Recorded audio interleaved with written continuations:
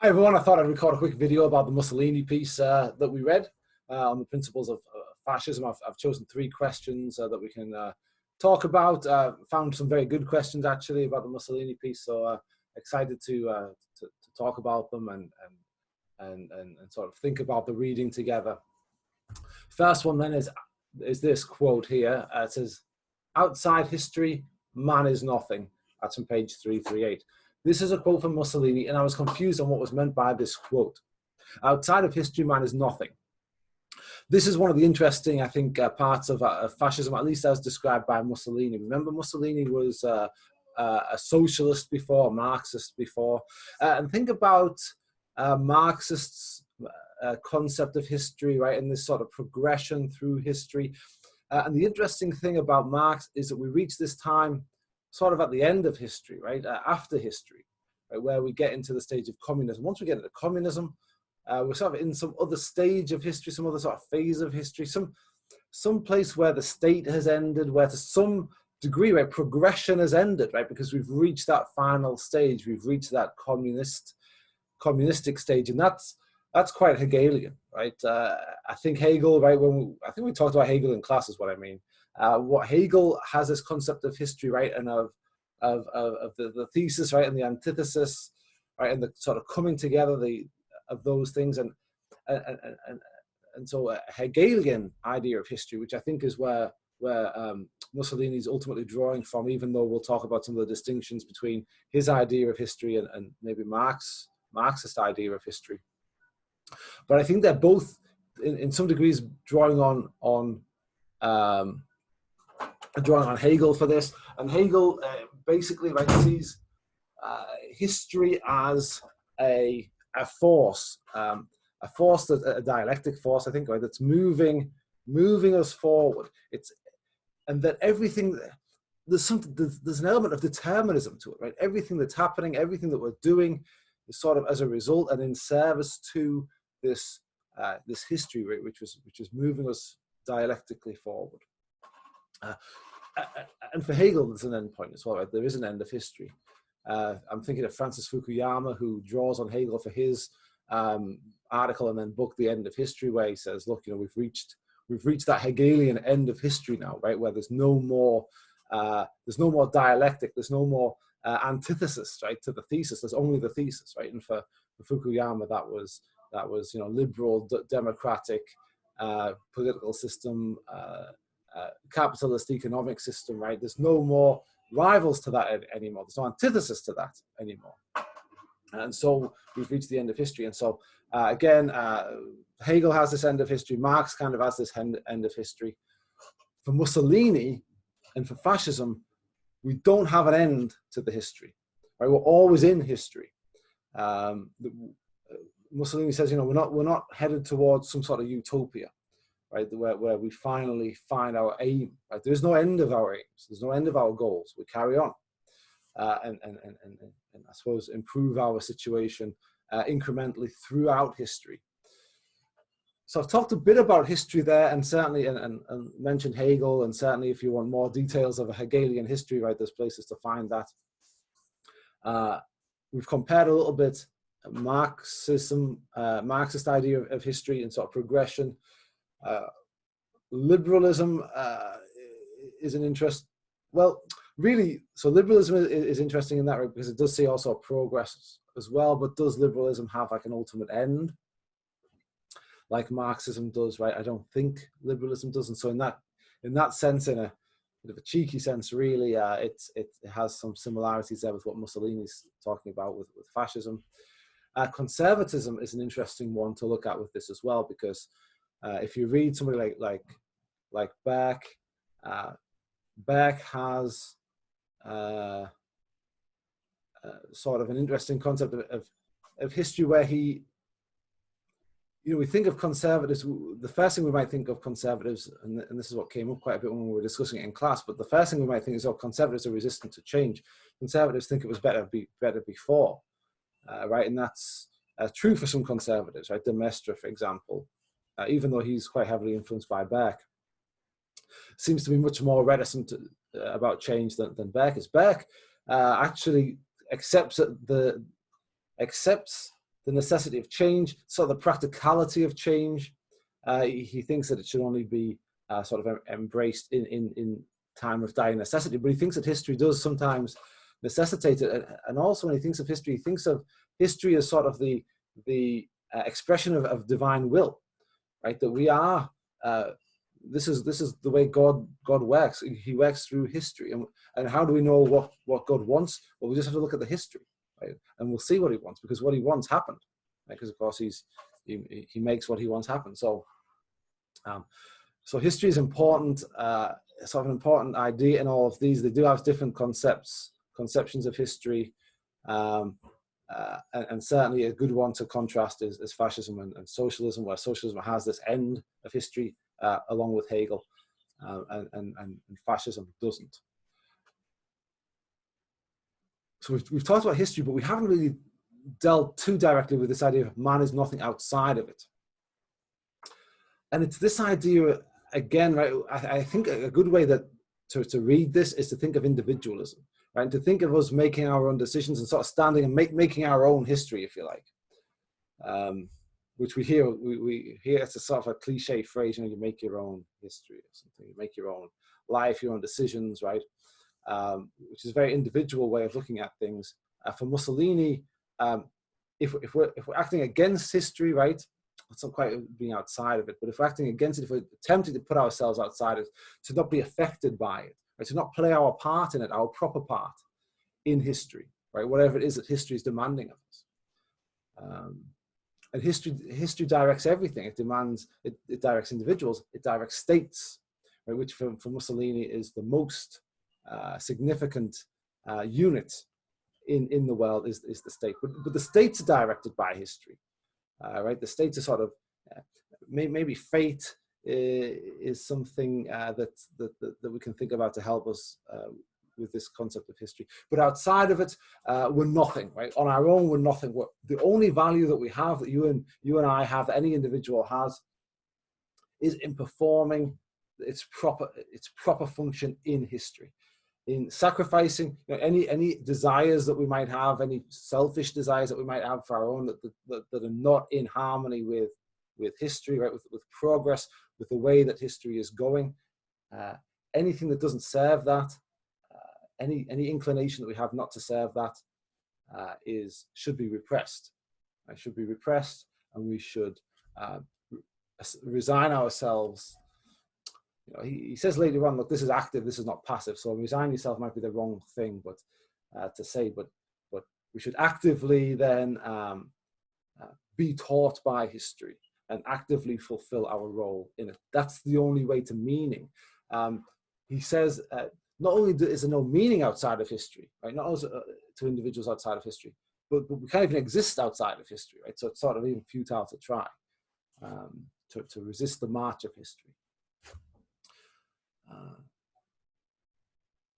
So then there is, if we go back to conservatism and kind of compare that idea of history with conservatism, we have a couple of, because we have Beck who wouldn't go along with Mussolini, I don't think, but I think that would be crazy to say. But in terms of history, right? In terms of history is the will of God and sort of the march of history, even though, and this is a criticism that Leo Strauss gives of Beck. He says, look, for all his opposition to the French Revolution, ultimately he supports this progressive idea of history, which forces him to accept, okay, if the French Revolution is so powerful a force of history, irresistible, then why are we to stand in the way of it? This is God's will. So this is sort of Leo Strauss's criticism of Beck. So we've got that idea, but the Beckian idea of history, which is roughly commensurate, I suppose, with Mussolini's, reconcilable perhaps with Mussolini's. But then we have the other, the Leo Strauss conservatism, right, where he says, look, conservatives should be fixed to strong principles from our ancestors, right, from the past. That's how we can be conservatives. We can't be conservatives if we acquiesce to the French Revolution by saying it's the will of God, right? Then that's Anyway, which of course Beck doesn't do, but Strauss says he does ultimately do that by accepting this idea of history. But yeah, in comparison between sort of fascism and conservatism, that's one thing that we might find as a distinction if we agree with Leo Strauss about conservative history, but might not be a contradiction if we agree with Edmund Burke and say he has the conservative concept of history. I'm also thinking, when I'm thinking about history, I'm also thinking about what we've talked about Marx, but I'm kind of bringing fascism, Marx, Marxism, so fascism, socialism, and conservatism sort of together now. Russell Kirk, he makes this claim about Hegel, right, who some people have as a conservative for sort of, probably for reasons, and there are right Hegelians, right, and we're going to talk a little bit about this sort of spiritual force, which Hegel has as well, and fascism takes, I think, from Hegel, this idea of fascism as a spiritual force. Mussolini says that this spirit that Hegel has. So he's sometimes sort of seen as a conservative. But what does Russell Kirk say? Russell Kirk says Marx can take a lot from Hegel, and I think to extend that, Mussolini can take a lot from Hegel, but Burke doesn't, apparently. Is the claim of Russell Kirk there. So this is another good way, which we haven't discussed very much until now. Now is the perfect time to discuss it when we're talking about fascism, I think, and Mussolini in particular. But we haven't talked very much about history and theories of history, different ideas of history in different political ideologies. But this is a good time to do it, and we just did it. Second question here: anti-individualistic, the fascist conception of life stresses the importance of the state and accepts the individual only insofar as his interests coincide with the state, right? Which stands for the conscience and the universal will of man as historic entity. Brilliant. We should absolutely discuss the state and its relation to the individual. I'll say the question though before we do that. The idea of everyone being all in for the nation. Be careful here. Don't equate nation and state. Mussolini, in this piece, he distinguishes between. He says the state makes the nation. When we talked about the Gobineau, we talked a lot about race. Mussolini's not big on race. He doesn't care about race, at least according to his writing. He doesn't care about race. The nation's not a racial nation. It's not made up of a race. The nation is made by the state. For him, a nation isn't. We might, particularly if we're Nazis, right, which we're not. But if we were Nazis, right, we might have a conception of a nation. Maybe I'm being unfair, right? Maybe it's not only Nazis that would have this, but Nazis certainly would have this. This conception of a nation that is rooted in biology, right? That comes from, certainly de Gobineau talks about this, right? That comes from some sort of a single ancestor, right, or a small group of ancestors that literally give birth to the nation, literally generate the nation from their own loins, right? And that we, as members of a nation, are all related because of that. Actually, that's not what Mussolini thinks, though. And Mussolini's not in them. We can see that in this reading. Mussolini thinks that the state makes the nation. The state, maybe a single voice, his voice, right? One single person in whom the state is embodied. He makes the rules. He makes the values. Right? He makes the rules and the values, the customs, everything. Right? Totalitarianism. We talked about it in a previous video. Absolutely everything. And you're a member of that nation when you're obedient. When you subscribe to those customs that are being dictated, then you're a member of that nation. That's what the nation is for Mussolini. That's something. And if we want to be cheeky and if we want to be sort of troublemakers, which I often like to be a troublemaker, one of the things we might do is we might say, that's in some ways quite, at least in half of the ways, at least 50% of it, it's maybe a liberal concept of the nation as well, right? If we think about the United Kingdom or the United States, what makes somebody an American, what makes somebody British? It's rare these days to talk about ancestry, right? And nativism, although maybe it's becoming less rare, but in liberalism it's fairly rare to talk like that these days. It's much more liberal to talk about the values, right? This person's an American if they come and they accept American values, and if they want to be part of the American dream. Same in Britain, right? Do you accept British values? That's how you become part of a nation. And so that part is kind of similar to Mussolini. Of course, liberals probably, to be fair to them, probably wouldn't say, okay, those customs, those values, those British values, they're all determined by the mind of one particular man, right? And if they did, then they would look very, very illiberal, right? But you can see the sort of similarities and the distinctions between how do nations come to be.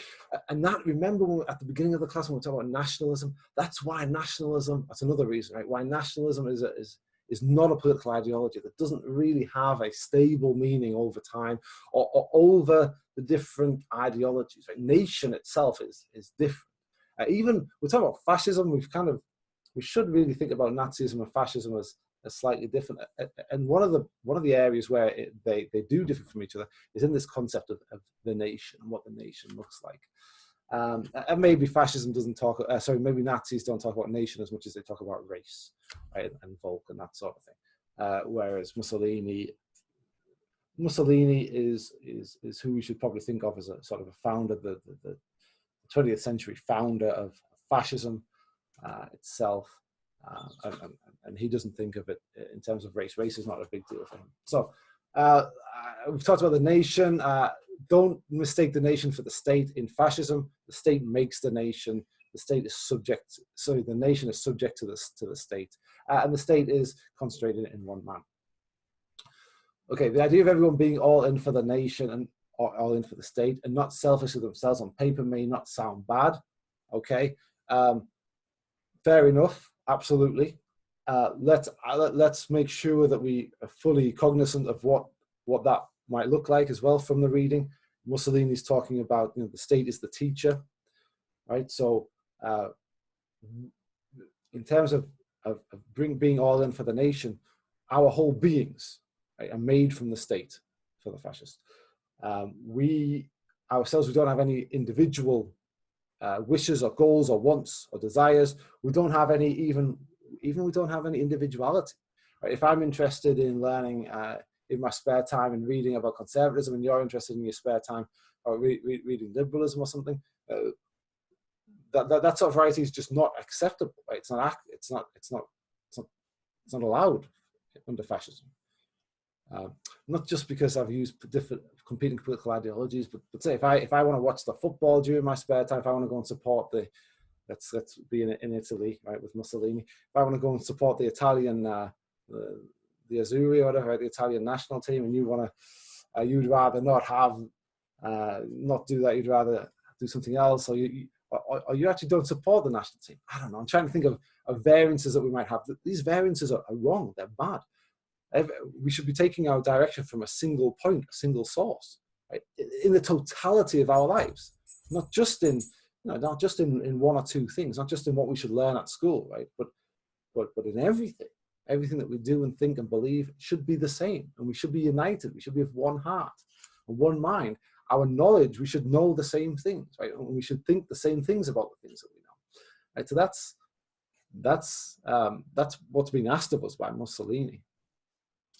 So, which is very illiberal, right? That's definitely not for the liberals. So it may not sound bad. However, what happens when individual ideologies and tendencies change in a system you can't get out of? Well, that's the beauty of it, right? If you're Mussolini, if they change, it's because the central source, the state, which might be, as I said, one man, which might be Mussolini himself. That's the idea, I think. If he changes, right, we all change.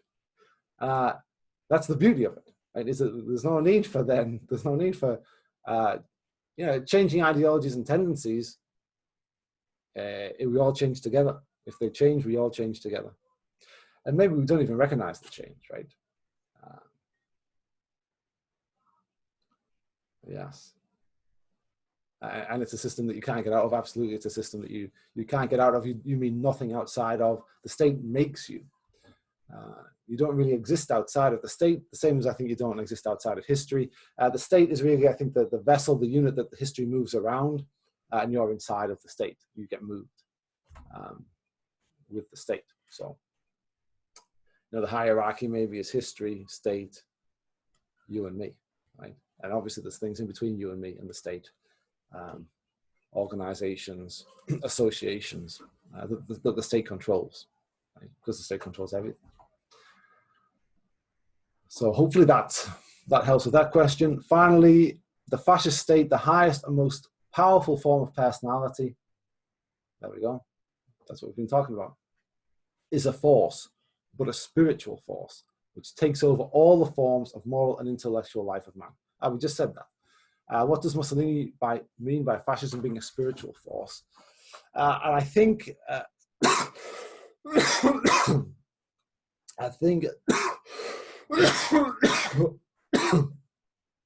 bit of a dry cough there, nothing to worry about, I'm sure. I think at the beginning, when I mentioned Hegel, I sort of merged a little bit this idea of history and spirit, which are closely connected in Hegel, and I think they're closely connected in Mussolini.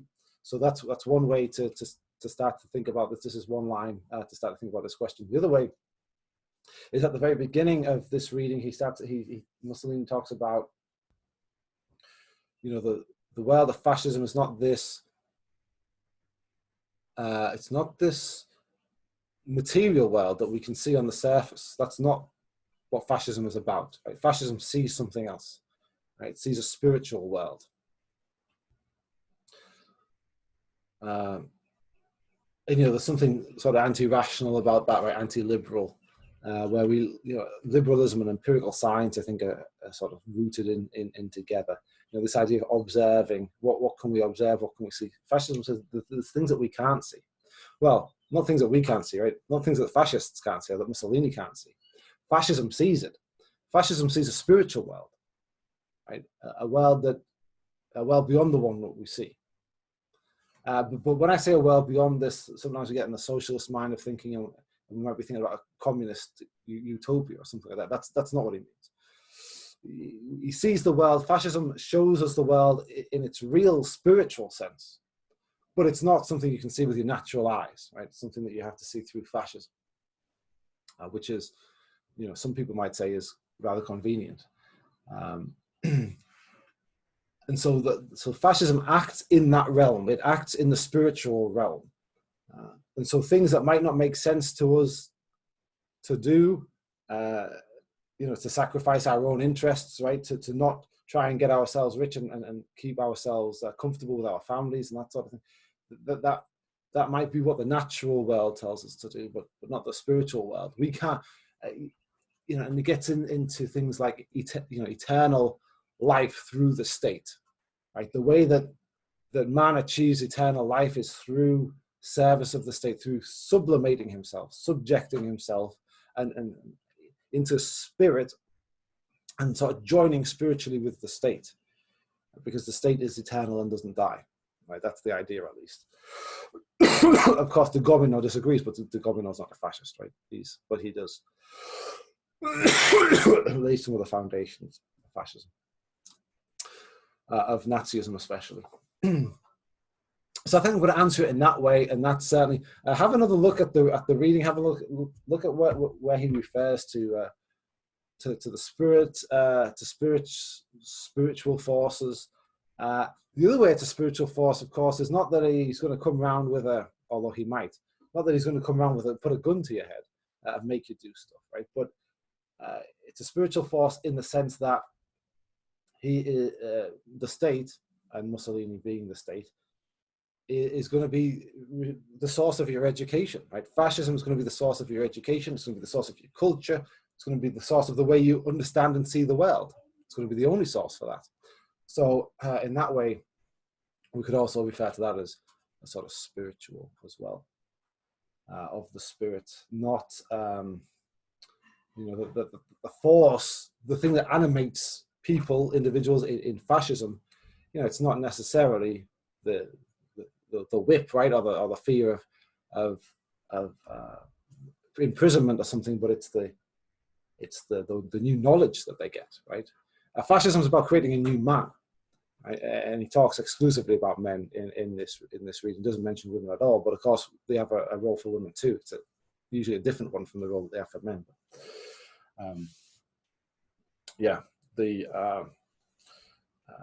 This new man is created by fascism, and again, spiritually created, I suppose. Very unusual for people living in a liberal society with raised in sort of Enlightenment rationalism and empirical science and that sort of thing that goes along with liberalism. Very unusual to be talking about spiritual forces, right? And we can see things that you can't see, and sort of sublimation and becoming sort of one with the state, and those things that they don't. That's unusual language for us, I think. But that's certainly the language that Mussolini is using, and that fascists are using. And so, I think we'll move on to Kagan. I'll do the Kagan video tomorrow for as much as for my own interest, if nothing else. And we'll see him sort of talking about Trump as if Trump is a fascist. And let me say now, having read Mussolini and de Gobineau, for example, though again, de Gobineau, I'm not claiming he's a fascist, but a forerunner of Nazism, somebody that lays the groundwork for that. Having read Mussolini, I have great difficulties in calling anybody that's active in politics today a fascist. I think, but we'll read Kagan and we'll discuss Kagan. We'll discuss that more with Kagan. All right. Have a look at this talk of spiritual forces. Do you see that in anybody today? Not just Trump, but it's a fascist is something that gets sort of bandied around quite a lot. But I guess given that teaching this class, that it's something that I want to be very specific about, right? And look for a lot of the characteristics of fascism. The concept of history, right? The concept of being one with the state, the concept of the state being just one man. Now I just remembered what he said the other day about I have all the authority. But that's still not the same, though, right? I still think that's still not the same as the state being all in one man, and that one man is going to be the source of all of our education, right? All of our wisdom, all of our knowledge, all of our custom, all of our culture. The totalitarianism, right, of that, I think is not something that we hear about today, right? This sort of metaphysics of history, right, and of being, it's not something that we hear very much of today, and that's because we don't really have fascism, anything like this today, because we beat it when we beat it badly in the Second World War, and so it was shown, and this is I guess Fukuyama's argument, right? But it was shown to be an inferior ideology, right? Because they were defeated by liberals, right? By liberalism. So anyway, I'm going to end that there on that sort of triumphalist note, I suppose, and hope that you're all doing very well, and stop there.